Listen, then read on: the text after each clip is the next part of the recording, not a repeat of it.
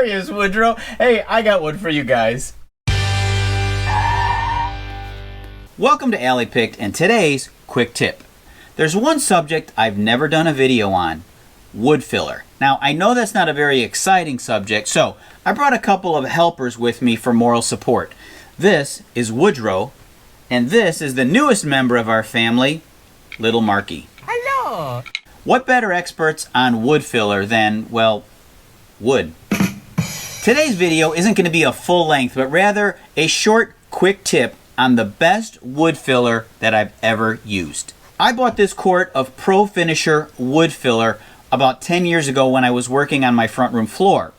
And I've used it so much over the years. In fact, it still has moisture in it, and it's just now starting to get a little bit hard in the bottom, some of the spots, but it's still usable. When I showed it to Marky here, he gave it 2 thumbs up. I ended up buying this new one on Amazon for 10 bucks. This one is red oak, but it comes in white oak as well for a few dollars more. You'll notice that this stuff is a little bit thinner than normal wood filler.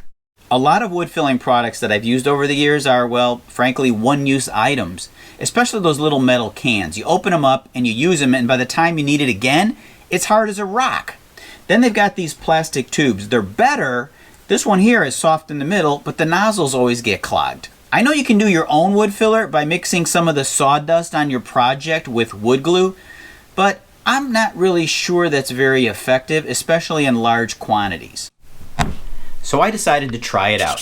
I found that by mixing the glue and sawdust, it really doesn't work very well.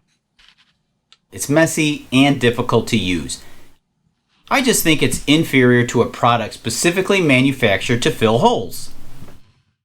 You can fill holes one by one, or you can trowel it on like drywall compound. Let it dry and then sand it smooth. It's water-based, so if you're filling large gaps, it probably will shrink and you'll need to apply a second coat. But it comes in a huge container. This is 1 quart. It'll last you a good long time. It's always ready to go. So next time you need a wood filler, give it a go. By the way, I am not sponsored by any one product. Never was, never will be. Well, if they offered me a lot of money, well, then we'll talk.